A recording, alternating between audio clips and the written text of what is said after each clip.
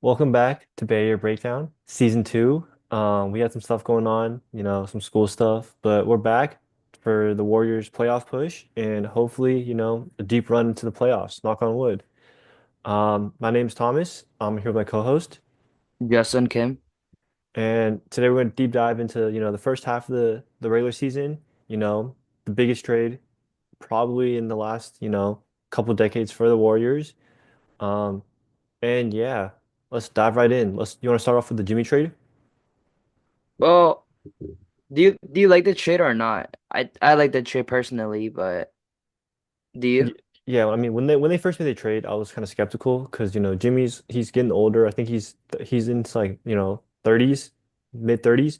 Yeah. Um, when he was with the Heat, every time with Jimmy's, you get like the first period where it's like, okay, this is like, oh, he's a dog, he's a guy. And then you get to the end where like, you can start to see stuff deteriorating, the team's not being built as well. And you get, Jimmy being not happy and then the team kind of falling apart. It happened with the Bulls, it happened with the Timberwolves, right? He took them to the playoffs and then he was unhappy, the whole Cat Wig situation. He went to Philly, got Philly a good run. Then Kawhi ended that team. And then he had beef with Tobias Harris. And then with the Heat, right? Taking them to the two finals. And then, this year he's not really, or this year he wasn't really happy. So like he was kind of tanking, I wasn't taking this seriously. I know there's like a game where he only took 8 shots. So I was kind of skeptical, but after looking at it with the system, with Steve Kerr's system, I Mhm. really like it. We're 5-1 since that Jimmy trade, and we got some pretty easy matchups coming up. Before I dive into those, what are your thoughts on the Jimmy trade? I was low-key kind of scared, like in the beginning. I thought he was gonna be like a virus, if you know what I mean. Cause he said like at first he didn't want to play for the Golden State Warriors. So that kind of like, gave me a head scratch. But you said like Jimmy Butler was like, like carrying the Heat and stuff, right? Adding on to that, Jimmy Butler was like the number one option for, the Miami Heat. You know what I'm saying, right? Like Yeah. he's like Steph Curry for like our team, but I think it's very big that he's like our number two. I I think number two option. Do you Yeah, agree yeah. with He's number he's two? he's obviously a number two option. Yeah, it's very good that he's our number two option. Meaning Steph. When Steph is on the bench, Jimmy Butler comes off and play, which is Mhm. good like rotation piece kind of. Yeah, I mean, we can kind of talk about the first half of the season. So obviously, we didn't start off the season as well. We had a good start, but then we kind of like tinkered off a little bit, didn't play as well. What are your like thoughts before the Jimmy trade? So like first half of the season prior to the Jimmy trade. Anything you noticed, good, bad? Like, what are your thoughts? Oh, like first half of the season? Yeah, first half of the season before the Jimmy Well, trade. I think we were playing pretty good for like 1 month, right? Hmm. And then everything just went downhill from like after like or no, during like the in-season tournament, like the playoffs during the end-season tournament. Yeah. Like we had some losing streak there, and then I we mean, were yeah, piling it up. we started off 13-2, I think. And then, we kind of faced some of the juggernauts. Like you said, in season tournament, a little bit after that.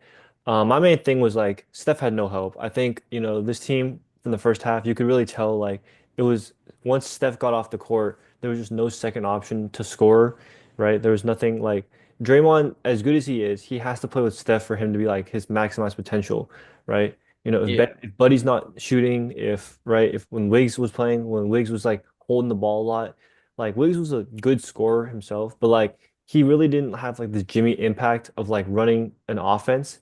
Like Wiggs is one of those guys, he's a second option where you give him the ball, he'll go score, right? Jimmy's like you give him the ball, he can play make for others, he can like get the defense, like he can draw fouls, he gets the defense, you know, to collapse in, get more open looks for the shooters. And without Steph, there was nobody there. They could kind of like man up, and you can guard Wiggins one on one. He'll still make a few shots, but there was no like offense with the second unit. Um, and that's what kind of like caused like other teams like notice like, hey, guard Steph, double Steph. Steph's gonna put up some points, but once you get past those Steph minutes, that's the time to bring in your star, bring in your second option, your six man, and just Mhm. pour on the scoring. And that was, I think, the biggest issue in the first half. Yeah. We had no like like second rotation. Yeah, I agree with that. Okay. This is all Steph scoring. Yeah. So, the next game before the next podcast, we're gonna have four games. The Hornets today. We're recording on Tuesday. Magic on Thursday, Sixers on Saturday, and then the Hornets again on Monday. I mean, I think all four are winnable games. If I'm not mistaken, every team is either 500 or lower. Um, Orlando's one game under. The Sixers are way under, and we know the Hornets aren't that good. Um, Anything you're excited to see? Anything you want to like take a look at during these games? Mm, I like, or I think Steph's just gonna go off against Hornet. Like he always have like magical moment against Hornets for some reason, you know? I mean, he was, raised there. He's from Charlotte. Yeah, so I like the matchup and going against Charlotte Hornets. Yeah, I'm excited to see, that Monday game against Charlotte when he goes back to Charlotte because it feels like he Yeah. always has, like you said, these moments in Charlotte, with his dad, announcing, um, and just kind of like the vibes around like going back home. Um, Yeah. Kind of reminds me like when he plays the Thunder. Like Steph always has games against the Thunder where it's like memorable moments. Um, And the Hornets are kind of the same way. I'm also excited to see like what happens with the Magic and the Sixers games in between. Both teams are kind of like underperforming. Both teams made the playoffs last year, and then now they're kind of like, falling back. Sixers just lost Embiid, so they might start tanking. And the Magic, they want to be good, but they're hovering on 500. Um, yeah, I really want to see like if we can just take care of business these four games, make them convincing. Don't take any losses. Don't make them even close. That'd be really like encouraging to see for the Warriors to like make a deep run. Do you think Embiid's gonna play on when was it? Saturday? Saturday? Well, Yeah. it came out and said Embiid's basically out for the year. He's out for the year. I mean, basically, they don't know what's up with his knee. So, Okay, and yeah. like, I Okay, so mean, that shouldn't be a trap game then. there's no reason for them to bring him back. They're 17 games under 500. And like they might as well tank for Cooper Flag I or guess other that's true, guys. but they're still close to like the what is called the NBA play-in, I feel But I like. mean, the play-in's the 10 seed. You gotta Yeah. remember the play-in's not the playoffs, right? It's they're 2.5 out of the 10 seed. And in the 10 seed, you have to win two games on the road to make Okay, it. well, this not like a words related, but if Phillies, what is it called, somehow like are in the 10th seed, do you think, or let's pretend they shut down Joel Embiid, okay, to like Hmm. the play-in season. They're not gonna make the 10 seed Okay, but like, do you think they'll bring him back next year. like this year if they like somehow makes the playoff? I mean, I don't think so. I don't think they should. They don't know what's wrong with his knee. Is that actually like bad? Yeah, like they're saying, like nobody knows what's wrong with his knee right now. They're looking at imaging. They don't know what's wrong with his knee, and the team's not good. It's just like when it'd be like if if LaMelo got hurt and like Charlotte's like, let's rush him back. It's a It lost doesn't make season. sense. Yeah, it's a Yeah. lost season for Philly. Go tank, get a higher draft pick, keep your pick. I don't know what the protection if they have their own pick, but if they don't have their pick, then like if there's any protections on it, try to go get that protection. If there's not a protection on it, then like you might as well like just Yeah. play your young guys. But It's I mean, confirmed that Joel needs a surgery from what I'm reading right now. right. So there's no reason for like so he's not gonna play for Saturday. He might not play for the rest of the year. Um, yeah. I don't even think he wants to play anymore. Like before, like he was playing. I don't think like he was giving it any effort, to be I mean, honest. it reminds me of like that one year of the Warriors, the one Clay ACL year, the one year when Durant left, Steph broke his hand. Draymond came out and said like there was no motivation after winning for so much, right? It's hard to, wake up and go to the arena knowing you're playing for a losing team. That's when we had Kelly Oubre and stuff, right? Right. That was the year before. I think Uber might have been the year after. That was the play-in team we had. But this is the year like during COVID, right before COVID. I mean, we were starting lineups with like Nico Mannion, Brad Yeah, Wanamaker. yeah, those people. Like this is Those long-haired Jordan people. Poole. Hmm. Like it's hard, and especially for like Philly, who they're coming off the the process years, like they were winning and now they're not. And it's kind of hard to wake up and go to the arena and have to play your best when you know your knee's not fully healthy, when you know guys aren't fully invested. You know, you've lost Tobias Harris, who's a part of the team. You know, your team's not getting much better, and it's hard. I think yeah, like I think it was over when Jerry McCain was out too, especially Yeah, you know, you got a young rookie coming in, and then he's out for the year. because he was about to be Rookie of the Year probably. hmm Yeah, Um, we can kind of right dive back to in. the Warriors. We can kind of dive into the Iggy jersey retirement real quick. I kind of want to talk about it. This is more my, you know, my era. Um, I remember when Iggy, when the Denver Nuggets, you know, when the Warriors beat the Nuggets in that series, and then, you know, Iggy kind of moving on to who the Warriors. I remember that Clippers game 7. You know, those early.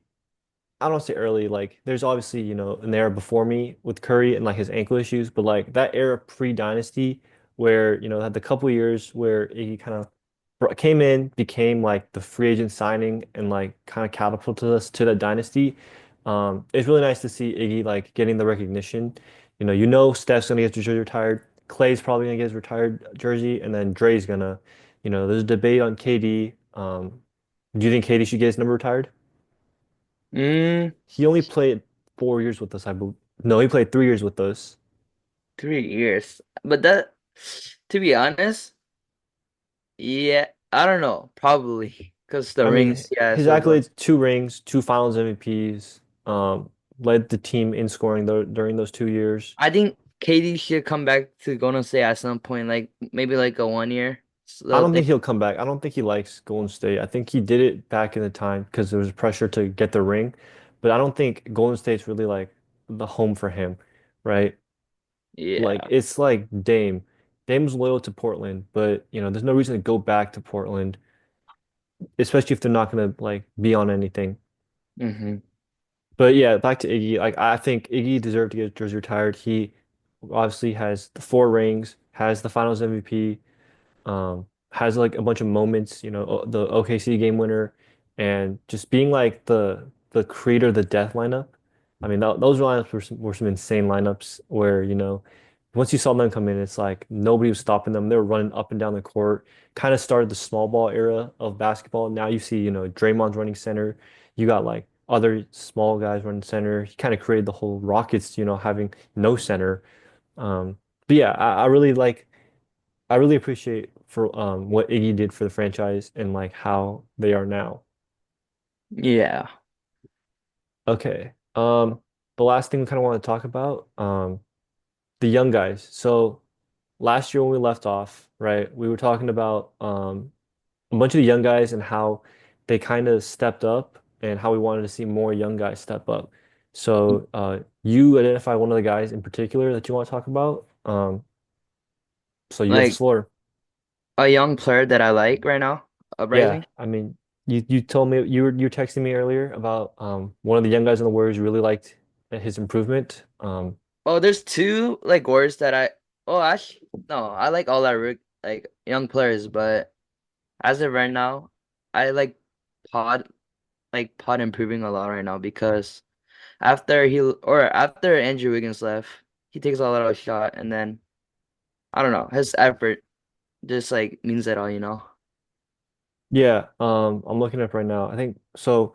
Pause right now is averaging on the season he's averaging 10 points, 4 rebounds, and 3 assists. I'm gonna take a look at what he's averaging post Wiggins trade, but I really like what Paz has done, like kind of been being that second guard, um, being like he's kind of like, you know, he's not as well of a shooter as Buddy is, but he's more defensively. He brings more defensively. He's willing to take charges. You know, he's in that like nitty gritty. He kind of run like facilitates better, right? Buddy's kind of like the catch and shoot part Like of the the Klay team. Thompson kind of. Yeah, like he's Klay Thompson with no defense. And then Yeah. Pods kind of brings that defense and a little bit like if you can stay consistent in shooting, then like he could fill in like that Jordan Poole role, but like with a higher upside as a whole. Um, Hmm. yeah. How do you feel about, the lineups that Steve's been running? Oh, let me go back to the lineup. Wait, what was our lineup recently? Like, So, I mean, he's been starting Moses Moody. well, I like And Moses Moody, yeah. Wait, he's been starting Moses over Buddy Hield, right? he, uh, yeah, he started. So last game against the Mavericks, he started Steph, Pods, Moody, Butler, and Dre. The game against the game Mavs. against the Kings, he started the same thing. He started Moses at the three, Pods at the two, Jimmy at the four, and then Dre at the five. I like the lineup. I mean, like, mm, yeah, I like the lineup because we have like a lot of, I don't know, like scoring options. I think it's less about scoring, more about like as a whole. Like it's just more well-rounded, right? You got Podziemski playing defense, right? Most Moody plays defense, and then they stretch the floor a little bit better than, than like Wiggs did. Then a guy like Buddy stretches the floor, but Buddy doesn't like give the defense as well. Hmm. Um, and then, you know, having Moses Moody at the three, right? And not starting like Trace, for example, right? Just stretch it out the floor. Get another shooter out there. Guy who also plays pretty good defense. And you trust Dre in the interior to play defense. Jimmy's a good defender. And Steph's, not a bad defender in his own. And like I think it just gives the team more like room to improve, like have a higher ceiling.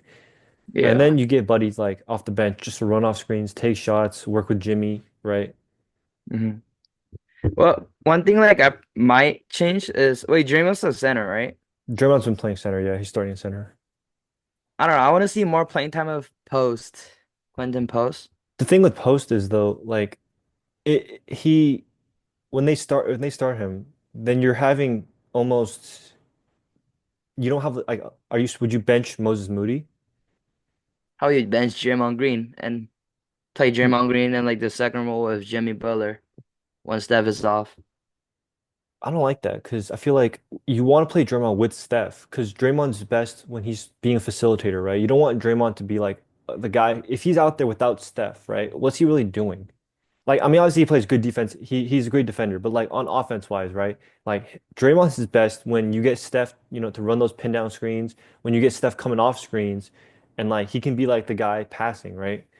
If you have Draymond off the bench, then he's running with lineups with like, you know, with Kevon Looney out there, or with Buddy or GP3 or GP2, sorry, GP2, you know, maybe like Gui Santos, and then like maybe a few of the starters. It's Hmm. just like you want Dre out there with Steph, in my opinion. Yeah. Yes. Interesting what they do with Kuminga though. Maybe Ash, do you think he starts from the bench or from the starting lineup? Well, you can't start him unless you want to run a lineup with Steph, Pods, Jimmy, Dre, and Kuminga, but you still have no center. Well, Draymond is our center. Right, but what I'm saying is like it doesn't like it's no change. Then it's just Moses Moody versus Jonathan Kuminga then. And I feel like Kuminga's a better scorer, Moody's a better defender, so you put Kuminga on the bench. Yeah. Right, because the bench unit, like, think about it. If you have, if you stagger the minutes, right? So you get Jimmy out in the first quarter. So at the start of the second quarter, when Steph's out, right, you got Jimmy, Kuminga, and Buddy Hield. I feel like that's pretty good. Like you got Jimmy running the offense, right? You got Buddy Hield as a Yeah. shooter, Kuminga off the post on like the screens, can like, be a lob threat, be a little scorer on those like, dump downs. I feel like that's a better lineup than if you were to, start Kuminga and then like have I don't even know. Like I guess have Jimmy run the off second team with Buddy Hield, maybe like GP2. Yeah, I think you bench Kuminga there to start at least. But like you still give him good minutes. Like half for Moses and Kaminga. Because No, I don't think you I think you run rotation style where like they play at the same time sometimes. Like you don't have to like one guy's in, one guy's out. You like rotate them in and stuff. You Wait, give then Kuminga, do you think Moses Moody minutes gonna go down? He's averaging like 30 minute on the yeah, I floor. think you still can like give him the minutes, right? I think the guys who minutes go down, maybe, Gui Santos, um, Buddy playing 26. I see like I think he'll play like 25 minutes a game. Um, Maybe Moses goes down to 25 a game.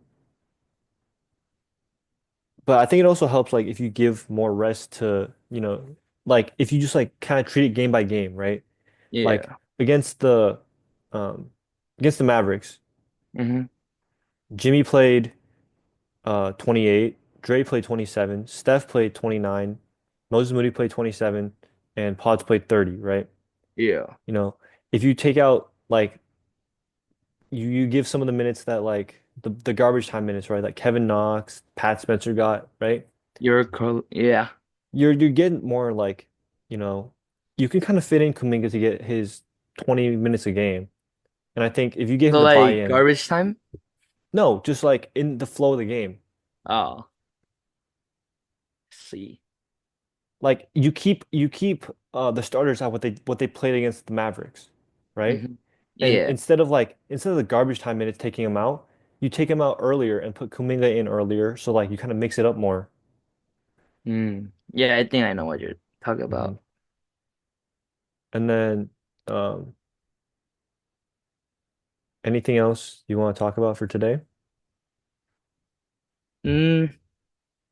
Nah, there's nothing much. Yeah, so we'll be back next week with some recaps of games. And yeah, we look forward to being back, hopefully for a long playoff run. All right, Thank you. see you.